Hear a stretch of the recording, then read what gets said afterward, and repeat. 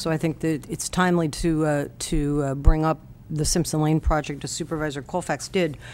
As some of you are probably aware, Caltrans is more or less fast-tracking this out of the Eureka office, which is the district headquarters for Caltrans in our region. And if they can get the project done within a set parameters, it doesn't have to compete with projects at the state level. So it's really imperative that we step up and do our part with the cost share on Simpson Lane. I believe that amount is somewhere around $1 million that Caltrans has to stay within roughly those parameters, or we have to compete on a statewide basis for project dollars. Caltrans is doing that, but I believe that they get to exempt the engineering and permitting and design components of that, which Caltrans has said they would underwrite for this project. So that wouldn't be subject to a county share.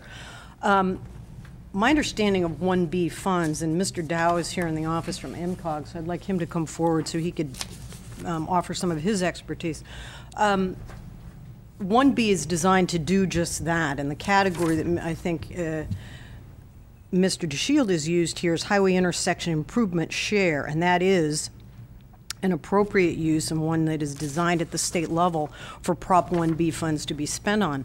I think what it's important to realize here is that this is a priority project of Caltrans, and they are going through the preferred alternative selection after public comment currently. They're going to be bringing that forward early in 09. And my concern is if this body doesn't step up to show good faith with respect to contributing what will be a county share, that doesn't bode well for the project.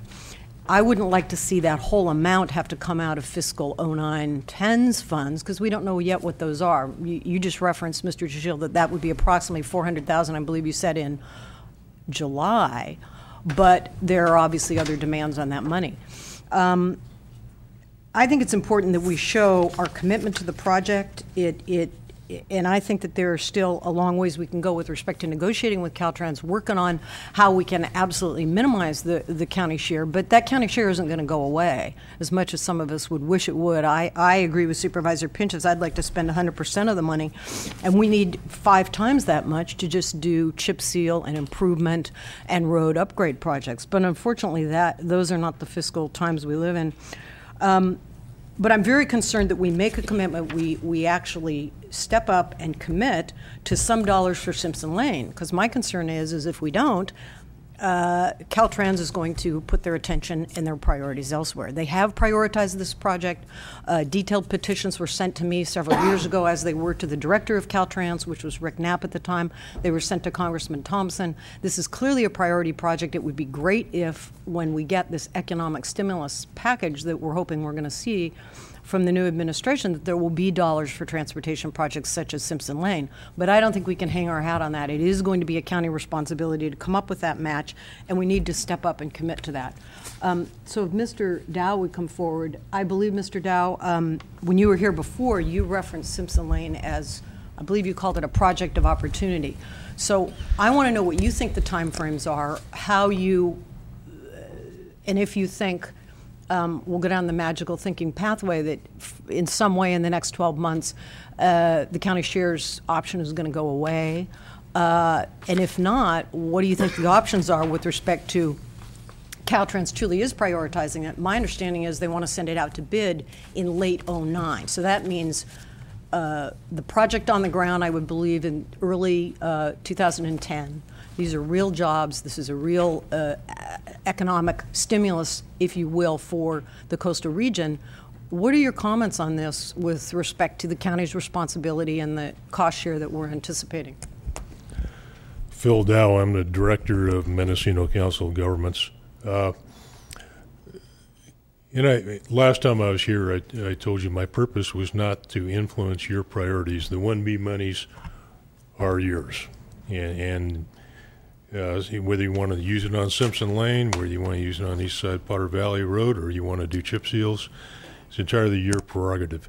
What we at the Council of Governments have responsibility for is the programming of the STIP funds, and we also help out in funding as we can in some other of the priority projects. I just had recent conversation with Mr. Brady from Caltrans. He's one of the deputy directors about this very project. And I think I did call it a project of opportunity because the development of this project has started about a year ago.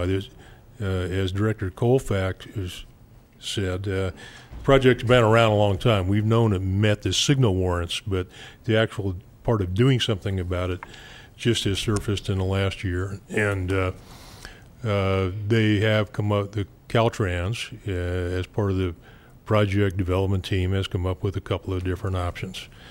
Now, as we know, the options are the traditional signal or a roundabout at that particular location. And what Supervisor Smith had talked about is correct. What they're trying to do is try to keep it as a local programs type project in which Caltrans cannot commit more than $1 million to keep it in the local programs. Now, they have some discretion each year under the local programs, but if it goes any bigger than that, it's going to have to compete statewide under the regular SHOP program.